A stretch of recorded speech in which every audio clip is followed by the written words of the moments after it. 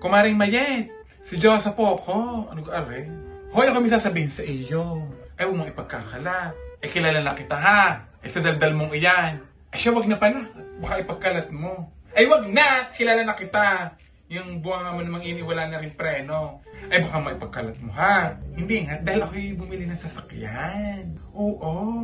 Everest, 3 million. Uy, mga sana all hulugan yun ha! Ano ka, are? Naku, nakasuro ka sana, hindi ko na sinabi sa iyo. Alam mo, parang ipagkakalat mo. Yan, sinasabi ko na nga ba. Tapos hindi ko na sinabi. Baka may pagkalat mo din sa bingguhan ha. Alam mo naman ang bunganga ni Ate Sayong at ni Ate Mila. Sarap na sarap sila ng mga bunganga ng mga iyan. Naku po, magsalita ka ng kaunti doon. Indis ko po, kalat agad. Baka may pagkalat mo ha. Ikaw lang ang sinabihan ko niyan, ha? Pagka ikinadaan ako, ikiisasakay ko. Siya, ako'y maraming pang gagawin. Ha? Mamaya na! At ako'y maraming pang gagawin. Ate Lourdes, bakit ang daming tao dyan kanina sa barangay hall? Ano yun? Yung nagreklama? Akala ko na may ako na ang pinagchichismisan diyan. Ako may sasabihin sa iyo. Huwag mo ipagkakalat. Ikaw lamang sinabihan ko ha. Kasi pinagkakatiwalaan ko. Wala na rin pamigil ang bunganga mo ha. Kaya nga, huwag mong ipagkakalat. Huwag ba may pagkalat mo diyan sa barangay? Alam mo naman dyan, walang maililihim diyan sa barangay hall na iyan. Pag may nangyari, buong barangay alam agad. Sa'yo ko lang rin sinabi ha.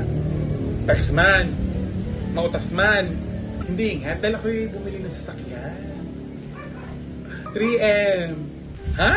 Mga tumama, hugay natin sa loto. Ba't na kayo nakahulugan naman? Oo nga, ang pinaproblema ko ngayon itong 5 monthly. Huwag ipagkakalat. Hindi naman fully paid. Hulugan, 5 years. 3M.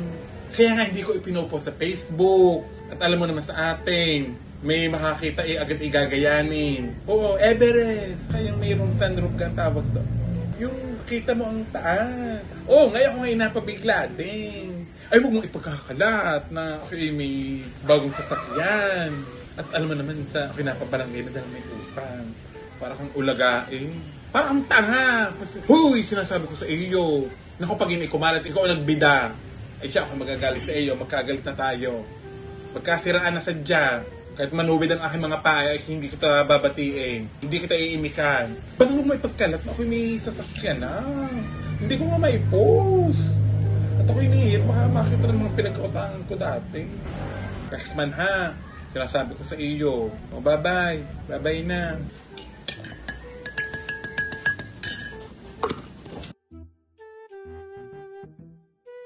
Ate Edna, ako may sasabihin sa iyo. Huwag mo ipagkakalat. Yan. Kayo hindi na rin mapaglihiman. Sa iyo ko nga lang ang sinasabi. Oo nga. Hoy, pag kumalat, ikaw ang nagkalat ha. Ikaw ang nagbida dyan sa mga taga-inyo. Kaya nga, Ate Edna, ako may sasabihin sa iyo. Ako'y bumili na ng sasakyan. Bumili na ako ng sasakyan. Uy, huwag mo ipagkakalat. Diyan, ikukwento mo na naman sa mga kaibigan mo magdadasal diyan. Yan naman ay hulugan. At wala naman akong pangkas. Saan ako kukuha ng pangkas? Huwag mong ipagkakalat. At alam mo naman dyan sa atin, ang mga tao makabili ka lang ng sasakyan kung ano nang iisipin sa iyo. Alam mo naman sa Ate Esther, yun ay ikatera.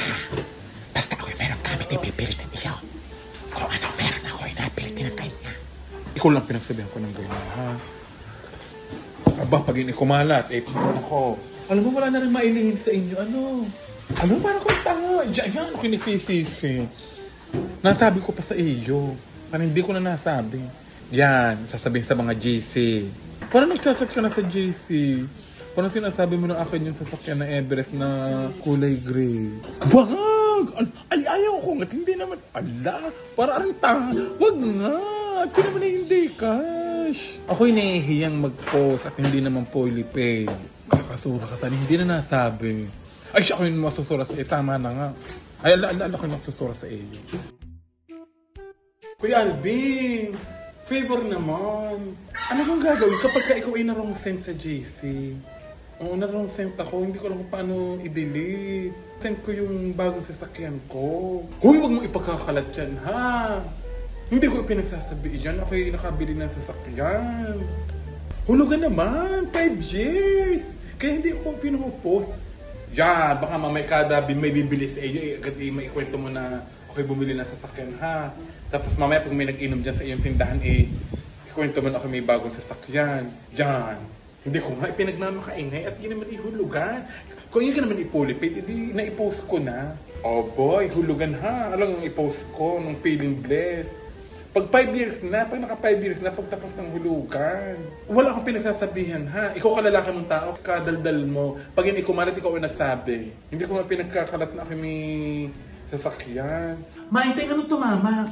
6.8 Naku, pagkakasayang antay ako ikumping na 12 Ay kaya ako tumawag, ako tataya. 3.28 naman. Ay plate number ng bago kong sasakyan. Hala, nasabi ko! Hala, nasabi kong bagong sasakyan, yun ang plate number. Hoy mga bisi, huwag mong ipagkakalat yan ha. Baka naman sa natang tumaya ikwento mo na ako may bagong sasakyan, na yan ang plate number. Yan! Mga bisi, huwag mong ipagsasabi yan ha. At walang nakakaalam niya, wala akong napapagkwentuhan. Naipabless na! Hindi ko lang ipinupos at ako'y nahihiya at hulugan naman. Baka naman yung pagkalat ninyo na aking sasakyan yung naparada ngayong day ni ha, yung kulay gray. Ang nakakasuro kayo, sana hindi na nakataya. Hi! Ayan, nagte-test drive po ako ng bago naming sasakyan. Ayoko naman po na ipinapaalam na ako may sasakyan. Baka sabihin ako naggaya ba? No nga, tigilan mo nga ara si Ate Concheng. Ate Concheng! Nasakay ka? Pabayan ako. Bago kong sasakyan. So ako na po ipapakita yung full body ng sasakyan kapag full payment ko na po ito. Ang bari ka klase ko ng elementary Hi! Akin! Bagong bili! Hindi pa ako marunong mag-drive kaya ang kapatid ko ang magdadrive. Aba yun siya! Hi! Saan ako magbabayad? Akin! Bago kong sasakyan. Baka sasakay si Ana, pasakayin mo. Sasakay kaya? Sasakay? Ay siya, hindi kami papunta doon. Yun ang dati kong lagi sinasakyan tricycle. Hi! Sinasakay mo na rin? Akin! Tara din at baka gusto mga sumakay. Kadadami naman ang mga paa.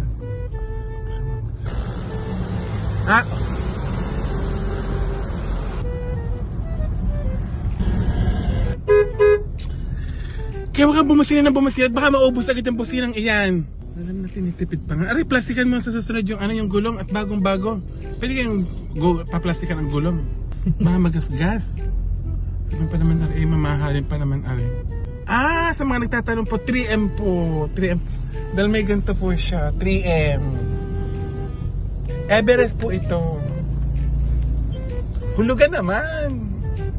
Tumigil ka doon sa may simbahan, nandun ang mga kakilala ko. Para makita na kami sa sakyan na.